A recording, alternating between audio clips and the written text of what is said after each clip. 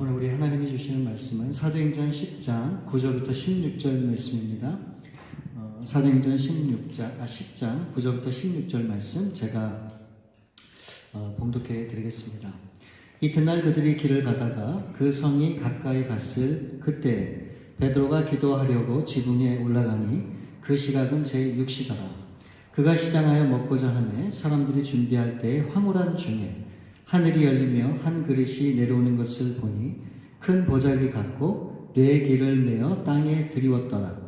그 안에는 땅에 있는 각종 네 발 가진 짐승과 기는 것과 공중에 나는 것들이 있더라.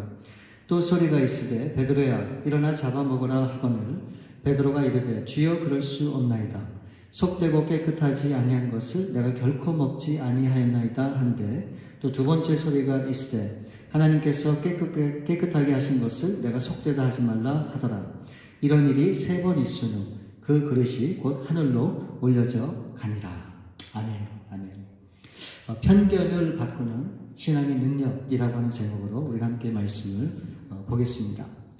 여러분, 사람들에게 있어서 힘든 것들이 참 많지만 그 힘든 것들 중에 하나는 생각을 바꾸는 것이라 그렇게 생각을 합니다. 여러분, 생각이라는 것이 뭡니까? 그것은 내가 가지고 있는 고정관념과도 마찬가지인데 그것을 바꾼다고 하는 것이 결코 쉽지 않습니다. 여러분, 엄격히 말해서 우리 신앙생활은 무엇인가? 바로 우리의 신앙생활이라고 하는 것은 나의 생각을 바꾸는 겁니다. 나의 고정관념을 바꾸는 것. 내가 바라고 원하는 나의 모든 뜻을 하나님의 뜻으로 바꾸는 것. 또 나의 생각과 마음을 하나님께 고정하는 것. 바로 이것이 진정한 신앙생활이다. 저는 그렇게 분명히 믿습니다. 여러분, 사도 바울을 보세요. 사도 바울은 자신의 테두리 안에서 하나님을 믿었던 사람이에요. 이 사도 바울이 볼 때 예수를 믿는 그 예수쟁이들은 그것은 잘못된 그런 사람들이기에 그 사람들을 모조리 죽이고자 했습니다. 그렇게 하는 것이 하나님을 기쁘게 하는 길이라 그렇게 분명히 믿었던 것입니다.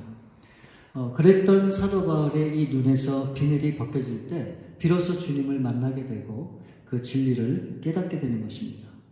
여러분, 우리 가운데도 아직 벗겨지지 않는 그런 우리만의 편견과 또 고집과 또 그런 고정관념이 분명히 있는데 이것이 벗겨져야 참 진리를 보게 되고 또 그렇게 함으로써 나의 뜻과 나의 바람이 아닌 하나님의 뜻대로 살아갈 수 있다. 그렇게 생각을 합니다.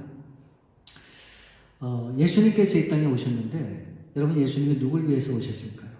유대인들을 위해서 오셨죠. 그리고 또 유대인들 뿐만 아니라 이방인들을 위해서도 예수님이 오셨습니다.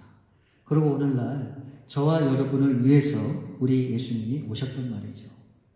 내가 사랑하는 사람만을 위해서 예수님이 오신 것이 아니라 내가 미워하는 사람 또는 나를 괴롭히는 사람, 나에게 상처 준 사람을 위해서도 우리 예수님이 이 땅에 오셨다는 것입니다. 다시 말하면 하나님과 우리 인간 사이에 정말 끊어진 그런 다리를 연결해 주기 위해서 우리 예수님이 이 땅에 오신 것이죠. 도저히 건너갈 수 없는 깊고 골이 깊은 그런 곳에 예수님의 십자가의 죽음으로 예수님께서 온전한 다리가 되어주신 겁니다. 그래서 하나님과 멀어졌던 우리 인간과의 관계를 회복하기 위해서 우리 예수님께서 죽음으로 온전한 다리가 되어 우리와 하나님 사이의 통로를 만들어 주신 것입니다. 바로 이것이 십자가의 복음이죠. 그래서 여러분, 이 십자가라고 하는 것은 단절된 모든 것을 회복하고 또 새롭게 만드는 그런 능력이 있다라고 저는 그렇게 분명히 믿어요. 그래서 이방인들과 유대인들 간의 그 연결고리를 하나로 만들게 되고 또 부모와 자녀 간의 화목한 관계로 나아가는 그런 연결고리를 만들게 됩니다. 또 가난한 자, 부한 자, 배운 자, 못 배운 자, 이 세상의 모든 그런 사람들을 하나로 묶는 그런 연결고리가 바로 이 십자가의 복음이다. 그렇게 생각이 듭니다. 그래서 이 십자가는 능력이 있기 때문에 우리가 다 다른 그런 배경과 그런 환경에서 자랐지만 우리를 하나 되게 하는 그런 분명한 능력이 있다고 하는 것입니다. 바로 이것이 사도행전의 역사예요. 예루살렘으로 시작된 그 복음이 온 땅에까지 그런 능력으로 나타난 그 모든 것이 바로 이 사도행전의 역사인데, 그 사도행전에 나타난 그 모든 놀라운 기적과 같은 그런 역사, 그것이 어떻게 일어났는가를 보게 되면 그 동기가 여러분 무엇인지 아십니까? 바로 그것은 정말로 바꾸기 힘든 아집 같은 그런 사람들의 편견에 대한 변화 때문에 결국 그 놀라운 기적과 같은 사도행전의 역사가 일어나게 된 거예요. 소수의 작은 사람들의 그런 생각이 바뀌게 됨으로 놀라운 사도행전의 역사가 펼쳐지게 되었다는 것입니다. 여러분, 편견이라고 하는 것은 뭡니까? 제가 사전을 찾아보니까 공정하지 못하고 한쪽으로 치우친 생각을 편견이라 그렇게 얘기하고 있는 거예요. 그러니까 틀에 박혀 있는 고정된 생각이라고 할 수 있죠.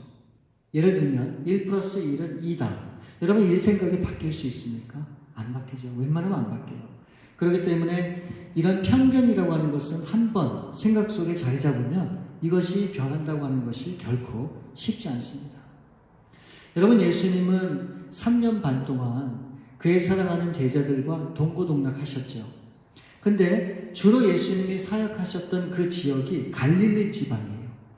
바로 그 지역은 예수님이 자라고 성장한 그런 나사렛이 있는 동네이기도 하고, 또 예수님의 12 제자들이 부름받은 그런 곳이기도 합니다. 때론 예수님께서 이방 지역을 가시기도 하시고, 또는 사마리아 여인이나 또 로마 백부장을 만나기도 하셨지만, 대부분의 시간은 어떻게 하셨는가? 회당에서 말씀을 가르치시고 유대인들을 상대로 그렇게 전도에 힘썼던 그런 예수님의 모습을 보게 돼요. 그러면 왜 예수님께서 유독 유대인 중심으로 사역을 하셨는가? 우리가 그 생각을 안 할 수가 없잖아요. 그 이유가 바로 예수님의 제자들 때문에 그렇습니다. 더 정확히 말씀을 드리면 이 제자들이 갖고 있었던 편견 때문에 예수님께서 어쩔 수 없이 이방인들이 아닌 유대인 중심으로 사역을 하셨다라고 하는 것을 우리가 알 수 있는 것이죠. 물론 이 편견이라고 하는 것은 제자뿐만이 아니고 당시의 모든 유대인들이 갖고 있었던 것입니다. 그러니까 이 유대인들은 이방인들에 대해서 어떤 편견이 있었는가? 이 유대인들은 이방인들을 사람 취급하지도 않았어요.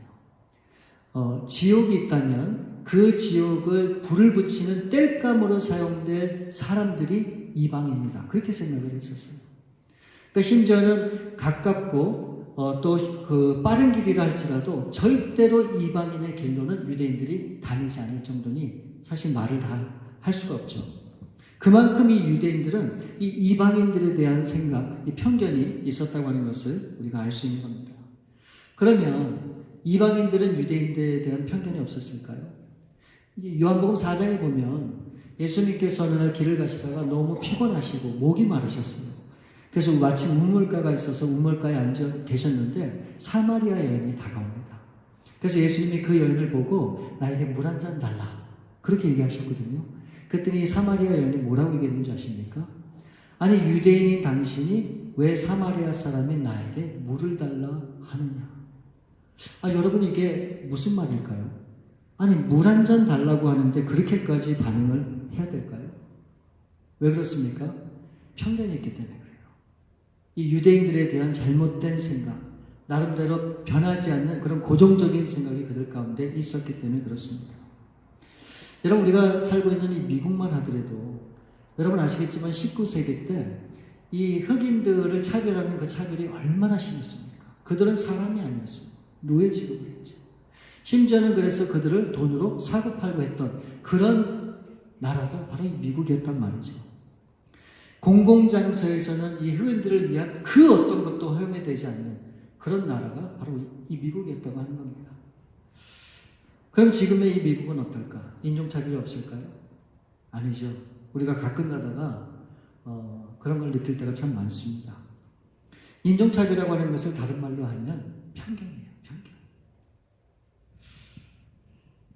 인종 간의 이 문화와 배경이 다를 뿐인데 결국 이것이 차별까지 가게 되는 그런 일을 우리가 삶 속에서 경험하게 될 때도 있단 말이죠.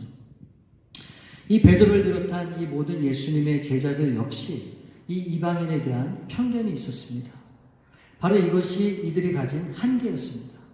그러니까 예수님께서 이들을 사용할 수 있는 사용 범위가 거기까지밖에 안 되는 거예요.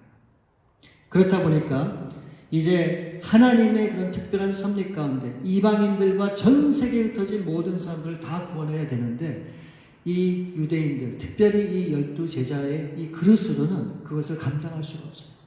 그래서 하나님이 이 12제자가 아닌 특별한 한 사람을 선택을 합니다. 여러분, 그 사람이 누굽니까? 바로 이방인의 사도라 불리는 사도 바울이에요. 로마서 1장 14절에서 사도 바울은 이렇게 고백을 합니다. 들어보세요. 헬라인이나 야만인이나 지혜 있는 자나 어리석은 자에게 다 내가 빚진 자라. 여러분, 이 고백만 보더라도 이 사도 바울이 어떤 사람인지를 우리가 가늠해 볼 수 있죠. 편견이 없고 누구에게나 동일시 다가가고자 하는 그런 사도 바울의 진심 어린 그런 마음을 우리가 이 성경 구절을 통해서 우리가 확인할 수 있는 겁니다. 그래서 하나님께서 이제 12제자가 아닌 사도 바울을 사용하기 위해서 이제 그 사도 바울을 부르는 그런 장면이 이 사도행전 9장 말씀에 나와요. 그러면서 동시에 오늘 본문이 있는 사도행전 10장에서 이제 하나님께서 우리 주님을 통해서 이제 베드로와 또 그 제자들이 가지고 있었던 그런 편견을 바꾸시는 그런 장면이 나오고 있습니다. 9절 말씀에 먼저 보시면 이튿날 그들이 길을 가다가 그 성에 가까이 갔을 그때 베드로가 기도하려고 지붕에 올라가니 그 시각은 제6시더라. 그러니까 지금 베드로가 요바에 있거든요. 그래서 길을 가다가 갑자기 어느 집의 지붕에 올라가서 기도를 하려고 하는 거예요. 근데 이게 너무 웃겨요. 여러분, 그때 시간이 몇 시라고 성경이 얘기합니까? 6시라고 얘기하고 있어요. 6시는 정오 12시예요. 여러분, 12시면 뭐 하는 시간이죠? 밥 먹는 시간이에요. 점심시간. 이 사실 이 10절 말씀에 보면 그가 시장하여 먹고자 하네. 사실 베드로도 배가 상당히 고팠다라고 그렇게 얘기하고 있잖아요. 그렇게 굶주린 배를 움켜잡고 이 베드로가 그 시간에 어딜 갔다고요? 지붕에 올라가서 기도를 하려고 했다는 겁니다. 여러분, 이게 어떻게 여러분들 이해가 되세요? 저는 이게 충분히 이해가 돼요. 제가 이제 그것을 여러분에게 제 상상을 가지고 한번 말씀을 드리겠습니다. 이 사도행전 9장 31절 말씀에 보면 그리하여 온 유대와 갈릴리와 사마리아와 교회가 평안하여 든든히 서가고 주를 경외함과 성령의 위로로 진행하여 수가 더 많아집니다. 지금 이 말씀에 보면 이 초대교회의 그런 상황을 우리가 짐작해 볼 수 있어요. 모든 것이 완벽하게 좋은 그런 평안한 그런 상황에 있다라고 하는 것을 말씀하고 있죠. 그러니까 이 그리스도인을 핍박했던 사도 바울이 우선 회심을 했습니다. 그래서 교회가 평안해요. 그리고 또 이 말씀에 보니까 주 안에서 든든히 서가고 주님을 경외함으로 어떻게 해요? 이들의 믿음이 자라가고 그래서 그 수가 점점 많아지면서 부흥하고 있었다라고 수가 많아지고 있었다라고 그렇게 말씀하고 있는 거예요. 그러니 여러분, 이 초대교회가 그와 같은 상황에 있으니 얼마나 좋습니까? 그래서 이제 사도 바울이 아니고 이제 베드로가 예루살렘에만 머물러 있지 않고 이제 사방으로 두루 다니기 시작합니다. 그래서 사도행전 9장 32절 말씀에 보면 이 베드로가 루다라고 하는 곳으로 가게 돼요. 마침 그곳에 갔는데 중풍병으로 침대에 누워있는 에나니아라고 하는 사람을 보게 됩니다. 그래서 이 베드로가 그 사람을 보고 그렇게 명령을 해요. 예수 그리스도께서 너를 낫게 하시니 일어나 내 자리를 정돈하여 가라. 그렇게 기도하는 마음으로 선포를 했는데 이 에니아가 어떻게 됩니까? 벌떡 일어나는 거예요. 그리고 자리에 앉는 거예요. 엄청난 기적의 역사가 나타났죠. 그러고 나서 이 베드로가 이 루다를 떠나서 이 루다에 가까운 요바로 내려가게 됩니다. 그러니 마치 이 베드로가 요바에 갔는데 이 베드로가 요바에 왔다고 하는 소식을 사람들이 들어요. 그래서 수많은 사람들이 이 베드로를 도르가의 집으로 인도를 합니다. 이 도르가의 이 집에 갔더니 이 도르가는 이미 생명을 다해서 죽었어요. 그래서 그녀의 죽음을 안타까워하는 수많은 사람들이 모여서 평상시 때 그녀가 선행과 구제를 베풀었던 그 모든 것들로 인해서 너무너무 안타까운 심정으로 그렇게 막 그냥 바라보고 있는 거예요. 그래서 어떻게 해서든지 그녀에게 뭔가를 좀 도움을 주고 싶고 또 뭔가를 좀 해줬으면 좋겠다라고 하는 그런 큰 기대와 바람을 가지고 이 베드로를 이 죽은 도로 앞에 부르게 된 겁니다. 이 베드로가 보니까 그 상황이 너무너무 안 된 거예요. 그래서 이제 시신이 앞에 있는데 베드로가 사람들에게 그렇게 얘기합니다. 모두 다 잠시 좀 나갔으면 좋겠다. 그래서 사람들이 다 나갔을 때 베드로가 거기에서 무릎을 꿇고 하나님 앞에 간절히 기도합니다. 그러고 나서 기도로 선포를 했는데 이 죽은 도르가가 살아나는 거예요. 와, 여러분 한번 생각을 해보세요. 지금 이 베드로가 기도하는 대로 중병이 고침을 받고 죽은 사람이 살아났단 말이에요. 그러니 얼마나 신나는 일입니까? 정말 이루 말할 수 없는 기쁨이 있게 되는 것이죠. 그러니 한번 상상해 보세요. 기도하는 대로 모든 기도가 응답이 되니 이 베드로 앞에 기도를 받기 위해서 얼마나 많은 사람들이 이 베드로를 따라다녔겠습니까? 여러분, 예수님도 그러지 않으셨어요? 예수님이 가시는 곳곳마다 기도하고 말씀으로 선포하니까 죽은 자들이 살아나고 병자들이 치유함을 받고 모든 것들이 다 새롭게 변화되는 놀라운 회복의 역사가 있잖아요. 그러니까 수많은 사람들이 예수님을 따라다녔단 말이에요. 근데 이 성경에 보니까 예수님은 그 무리들을 항상 피해서 어디 가셨습니까? 한적한 곳으로 가셨어요. 아니면 어쩌면 그래서였을까요? 기도할 시간이라 점심 먹는 시간인데 이 베드로가 갑자기 기도하러 지붕에 올라가게 되는 거예요. 그때 하나님께서 이 베드로에게 환상을 보여주십니다. 큰 보자기가 하늘 위에서 내려와서 그 안을 들여다보니까 이 구약의 이 율법에서는 먹어서는 안 되고 가까이 있어도 안 되는 그런 수많은 가증한 것들이 그 안에 잔뜩 있는 거예요. 그러면서 소리가 들립니다. 내가 일어나 그것을 잡아먹어라. 아, 이게 정말 황당한 일이죠. 그랬더니 이 베드로가 뭐라고 얘기합니까? 절대 그럴 수 없다. 아니, 어떻게 이렇게 부정하고 더러운 것들을 내가 먹을 수 있겠느냐? 라고 누구에게 따집니까? 하나님에게 따지는 거예요. 그랬더니 하나님께서 이 베드로에게 그렇게 말씀합니다. 내가 깨끗하다고 한 것을 내가 속되다고 얘기하지 마라. 하나님께서는 이방인들을 이 말씀에, 이 비유에 빗대서 결국 이 이방인들에 대한 이 베드로의 편견을 깨기 위해서 하나님이 지금 이 말씀을 하시는 겁니다. 그런데 이 베드로가 그와는 상관없이 자신의 어떤 편견에 섞인 그런 강한 생각을 가지고 끊임없이 하나님 앞에 대꾸하는 것이죠. 여러분, 지금 베드로가 기도하러 어디에 갔습니까? 지금 지붕에 올라갔죠. 왜요? 기도하기 위해서. 누구에게요? 하나님 앞에. 그런데 이 베드로는 하나님 앞에 지금 반박을 하고 있는 거예요. 절대 너희가 먹을 수 없다. 그렇게 할 수 없다. 오히려 이 베드로는 하나님을 설득하려고 합니다. 그리고 자신이 생각하는 바가 무엇인지를 정확하게 그것을 전달하려고 노력하고 있는 거예요. 바로 이것이 베드로의 편견이었죠. 여러분, 지금 이 자리에 있는 여러분이나 저는 이 편견에서 벗어날 수 있습니까? 이 편견이 없는 사람은 아마도 이 세상에 아무도 없을 거예요. 누구나 다 이러한 자신만이 가진 굳은 생각들, 이 바뀔 수 없는 그런 생각들이 다 있단 말이죠. 그러나 중요한 것은 무엇인가? 우리 가운데는 변화가 필요한데 그 변화의 발걸음 앞에 나아가기 위해서는 반드시 우리 편견이 무너져야 돼요. 아니면 바뀌어야 됩니다. 그게 아니고서는 절대로 우리 하나님이 우리를 통해 역사하실 수가 없다고 하는 것을 분명히 말씀하고 있는 거예요. 여러분, 우리가 매일매일 말씀을 가까이 하려고 그러잖아요. 그래서 큐티도 하고 또 제가 지난번에 우리 성경 읽기도 그도 나눠드렸고 그렇게 하려는 이유가 뭡니까? 이 말씀을 접함으로 내가 갖고 있었던 생각의 틀이 무너지고 하나님이 원하시는 하나님의 방법으로 채우기 위해서 그렇게 하는 겁니다. 편견에 사로잡혀 있었던 내 생각과 마음이 산산조각나고 하나님의 마음으로 바뀌기 위해서 우리가 말씀을 그렇게 가까이 하는 것이죠. 어쩌면 우리가 드리는 이 예배가 우리가 산산이 부서져야 되는 그런 자리일지도 모르겠습니다. 분명한 것은 우리가 갖고 있는 우리의 편견이나 고정된 생각이 바뀌지 않고서는 놀라운 변화가 일어날 수 없기 때문에 그래요.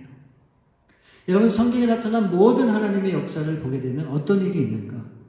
항상 무너짐이 있었고 부서짐이 있었어요. 결국 그와 같은 과정을 통해서 나는 없고 오로지 주님께서, 하나님께서 우리 안에 역사하시는 거예요. 나의 것으로 가득 차 있는 이상 하나님의 마음과 생각이 그 안에 들어갈 수 없기 때문에 그래요. 우리 자신을 비우는 것도 중요하지만 무엇으로 채우느냐는 더 중요하다고 하는 겁니다. 우리가 끝까지 나의 생각을 고집하고 그 편견이 있는 한 우리는 하나님 앞에 가까이 나갈 수도 없고 쓰임받을 수도 없어요. 여러분, 정말로 변화를 원하시고 변화된 삶을 추구하길 원하신다면 우리의 이 아집과 고집과 편견을 다 버려야 되는 겁니다. 하나님께서 깨끗하다고 하는 것을 왜 내가 속되다 하느냐? 이 말은 내가 사랑하는 사람을 왜 너는 미워하느냐? 그렇게 반문하고 있는 거예요. 그래서 하나님께서 베드로에게 그렇게 말씀하시는 거예요. 내가 내게 명령하노니 이방인의 집으로 가라. 그래서 결국 이 베드로가 순종하여 어디로 갑니까? 고넬료가 있는 곳으로 가게 돼요. 그래서 그 고넬료를 만나게 되므로 이방인 그 고넬료의 모든 가족이 구원을 얻는 그런 놀라운 은혜를 경험하면서 이 베드로가 새롭게 갖고 있었던 생각과 마음이 변화되는 그런 모습을 우리가 보게 됩니다. 그러면서 베드로가 이렇게 고백해요. 사도행전 10장 34절과 35절 말씀을 보게 되면 베드로가 입을 열어 말하되 내가 참으로 하나님은 사람의 외모를 보지 아니하시고 각 나라 중 하나님을 경외하며 의를 행하는 사람은 다 받으시는 줄을 깨달았더라. 사도 베드로가 드디어 자신의 편견을 버리고 깨달았다는 겁니까? 무엇을요? 하나님의 생각과 마음이 어떠한 것을. 우리 하나님은 사람의 겉모습이 아니라 그 마음 중심, 또 그 마음의 진심, 이것을 중요하게 생각하신다고 하는 것을 이 사도 바울이 비로소 깨달았다는 거예요. 여러분, 우리는 우리의 이 편견이 우리의 보여지는 것을 가지고 우리는 판단을 해요. 저 사람 그런 사람이야. 아, 이런 사람은 이런 사람이야. 우리 사람에 대한 그런 편견을 가질 때가 사실 얼마나 많습니까? 사람뿐만이 아니에요. 하나님에 대한 편견도 있어요. 하나님은 나를 사랑하지 않으시나 봐. 하나님은 나를 미워하시나 봐. 하나님은 나를 절대 사랑하지 않을 거야. 등등. 수많은 편견들이 우리 생각과 마음속에 자리 잡고 있는 그런 삶을 살 때가 우리가 얼마나 많습니까? 여러분, 하나님은 우리가 가진 이런 편견을 다 바꾸길 원해요. 그리고 다 그런 편견들을 비우기 원합니다. 그래서 하나님이 진정 원하시고 바라시는 하나님의 생각과 마음으로 우리의 모든 것을 채우기 원하세요. 여러분, 편견을 바꾸는 길과 방법은 뭘까요? 여러 가지가 있겠죠. 그러나 제가 오늘 한 가지 말씀드리고 싶은 것은 바로 그것은 하나님이 하라고 여러분에게 허락하신 어떤 일이든 그 일에 대해서 감사함으로 기쁨으로 그냥 묵묵하게 그 일을 한번 감당해 보세요. 그럼 여러분들의 편견이 다 사라질 겁니다. 왜요? 내가 싫어하고 내가 원하는 것이 아니라 할지라도 하나님이 원하시는 일이라 생각하고 그것을 묵묵히 감당하다 보면 결국 내가 원하는 바가 이루어지는 것이 아니라 하나님이 원하시는 하나님의 방법과 뜻대로 나의 삶을 통해서 그것이 이루어지는 것을 경험하면서 무엇을 생각하게 될까요? 이 모든 것에서는 하나님의 분명한 뜻이 있고 하나님이 인도하신다라고 하는 분명한 확신을 갖게 돼요. 그러면은 그 이후부터 누구를 대하든 어떤 환경에 있든 이것이 분명한 하나님의 뜻 가운데 있고 나를 인도하는 가운데 있기 때문에 어떻게 돼요? 다른 생각을 할 수가 없어요. 그저 감사한 거예요. 내가 상처를 입어도 감사하고 다른 사람이 나를 비난해도 감사하고 힘겹고 어려운 그런 상황이 내 앞에 주어져도 감사한 거예요. 왜요? 하나님의 인도 가운데 있기 때문에. 우리 사랑하는 여러분, 우리의 편견을 바꿔야 돼요. 우리의 생각을 바꿔야 돼요. 그래서 올 한 해 정말 우리가 믿음으로 한번 도전해 봤으면 좋겠어요. 정말 하나님의 생각과 마음으로 채워서 하나님만이 영광을 받으시고 하나님만이 나의 기쁨이 되시는 그런 놀라운 은혜가 바로 여러분과 저 가운데 있기를 우리 주님의 이름으로 축원드립니다. 우리 시간 함께 같이 기도하는 시간 갖기를 바랍니다. 여러분, 하나님은 우리를 향해서 끊임없이 하나님이 우리를 사랑하신다 그렇게 고백하고 계시고 우리로 하여금 그 사실을 알기를 원하세요. 근데 우리는 때로는 우리가 가진 편견 때문에 우리 스스로 그 삶을 해석하고 또 그 삶을 우리 나름대로 정의하기 때문에 하나님이 기뻐하는 하나님이 방식으로 나가는 것이 아니라 내가 원하는 내 방식대로 반응할 때가 얼마나 많습니까? 그래서 우리가 실수하게 되고 또 상처를 입게 되고 또 좌절하게 되고 절망할 때가 또 사실 얼마나 많습니까? 우리 오늘 이후로 올 한 해 동안 우리가 가진 생각의 편견, 고정관념을 완전히 비우고 또 바꾸는 그런 삶이 될 수 있기를 원해요. 어떤 일이든 내 앞에 주어진 그 상황과 환경이라고 하는 것은 내가 잘못돼서도 아니고 내가 잘못해서도 아니고 하나님이 나에게 허락하신 데는 분명한 이유가 있을 것이다. 이것을 통해서 하나님이 나에게 말씀해 주시고자 하는 하나님의 분명한 뜻이 있을 것이다. 그러기에 기쁨으로 감사로 반응하자. 그러고 나갈 때 그 모든 어려움과 그 모든 상처와 그 모든 환경은 도리어 우리에게 큰 위안이 되고 분명히 축복이 될 줄 믿습니다. 그래서 이제 하나님 앞에 이런 믿음으로 이런 생각으로 반응하실 수 있기를 바라는 마음에서 우리 함께 기도하기 원해요. 하나님, 이제부터는 나의 모든 생각을 끝까지 고집하지 않고 제 생각을 바꿀 수 있도록 하나님 도와주세요.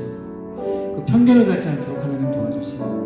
이제는 하나님의 시선으로 바라볼 수 있게 도와주시고 하나님의 그 마음으로 이제 볼 수 있는 그런 또 믿음의 눈을 허락해 주옵소서. 이 시간에 우리 함께 기도하시겠습니다. 아버지 하나님, 오늘 이 말씀에 대해서 다시 한번 이 베드로를 위해서 이제 모든 상황을 만들어 놓으시고 이 베드로가 하여금 그 상황 가운데 하나님의 은혜로 깨닫게 해주시면 감사합니다. 하나님, 이것이 정말 베드로뿐만 아니라 우리도 함께 변해야 될 줄 분명히 믿습니다. 우리가 나의 생각에 사로잡혀서 정말 그렇지도 않음에도 불구하고 스스로 판단하고 또 생각했던 그런 적이 얼마나 많습니까? 그래서 때로 하나님을 원망하기도 하고 때로는 하나님 앞에 불평을 쏟아놓은 적도 얼마나 많습니까? 하나님, 이제는 더 이상 그런 것이 아니라 이 모든 것이 하나님의 선택 가운데 있다고 하는 것을 믿고 또 하나님의 인도 가운데 있다고 하는 것을 믿고 그럼에도 불구하고 이제 감사로 기쁨으로 반응하는 우리의 삶이 될 수 있도록 도와주옵소서. 그래서 우리를 향해서 그 하나님의 뜻이 있음을 분명히 깨닫고 이제부터는 그 모든 삶을 우리 사모님 좋으신 아버지 감사합니다. 오늘 베드로가 가졌던 그 편견을 산산조각 부수시는 그런 주님의 그런 은혜를 우리가 보았습니다. 우리 자신이 바뀌지 않고서는 정말 우리를 통해서 하나님이 역사하실 수 없기에 우리를 어떤 모양으로든 바꾸기를 원하셔서 역사하시는 하나님인 줄 믿습니다. 하나님, 우리의 고집과 아집과 우리의 고정관념과 우리의 꽉 막힌 그런 생각으로 인해서 하나님의 그런 역사를 우리가 바라보지도 못했고 또 그것을 기대하지도 못할 때가 참 많았는데 이제부터는 우리의 모든 것들을 다 비우고 이제는 온전히 하나님의 생각과 마음으로 채울 수 있는 삶이 되게 도와주셔서 이제 우리 하나님이 마음껏 우리 삶을 통해 역사하실 수 있도록 우리 자신을 깨끗이 비우고 하나님 앞에 내어드리는 그런 삶을 살아가는 우리 사랑하는 성도님들 다 될 수 있기를 간절히 바랐고 원합니다. 아버지 하나님, 특별히 우리 박영철 장로님 이제 하나님의 그런 인도 가운데 있는 줄 분명히 믿기에 다시 한번 우리 성도님들이 기도하며 간구하오니 하나님, 이번에도 지금까지 하나님이 함께 하시고 또 모든 것들을 넉넉히 이길 수 있도록 도와주셨던 것처럼 이제 우리 장로님 다시 한번 건강한 모습으로 회복하여 태어나실 수 있게 도와주셔서 이제 더 기쁜 마음으로 우리 주님을 찬양하고 우리 주님을 높이는 저희들의 삶이 될 수 있도록 우리 주님 함께 해주옵소서. 모든 것을 우리 주 앞에 감사함을 드렸고 우리 거룩하신 주 예수 그리스도 이름으로 기도하옵나이다. 아멘. 우리 시간에 말씀을 기억하면서 우리 찬송가 우리 함께 찬양하시겠습니다.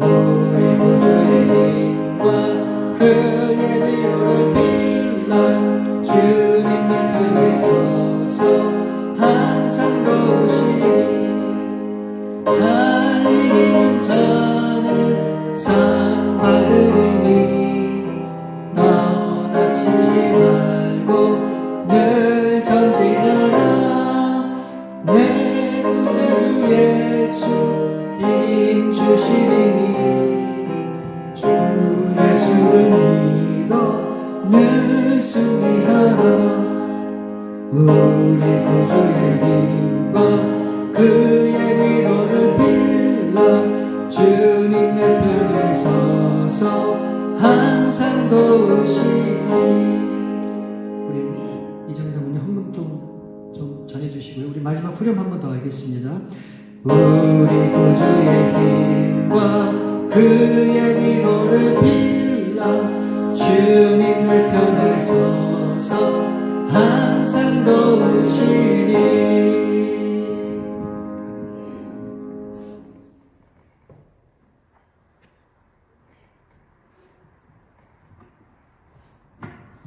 함께 기도하시겠습니다. 참으로 좋으신 주님 감사합니다. 우리에게 귀한 인생을 주시고 또 생명을 주시고 삶을 주셔서 지난 한 주간도 하나님의 은혜 가운데 살다 이렇게 기쁜 마음으로 주 앞에 다시 나올 수 있도록 인도해 주신 그 은혜에 감사를 드립니다. 하나님, 우리가 다시 한번 주님 앞에 나올 때 주님을 바라보며 또 우리의 삶을 돌아보며 여러 가지 예물을 구별하여 우리 주 앞에 올려드립니다. 하나님이 예물을 기쁘게 흠양하여 주시고 이 예물을 통해 우리 하나님의 영광이 드러나는 아름다운 일이 쓰여질 수 있도록 하나님 역사해 주시옵소서.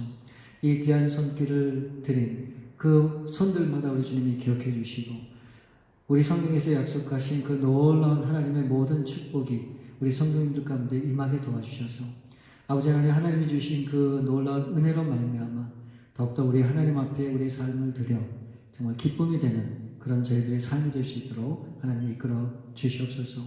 늘 부족함 없는 풍족한 하나님의 은혜가 끊이지 않는 저희 모두의 삶이 되도록 도와주시되 하나님 정말 특별히 우리가 기도하고 간구하는 우리 모든 기도 제목이 응답되는 놀라운 하나님의 은혜 가운데 또 거할 수 있도록 하나님 역사해 주옵소서.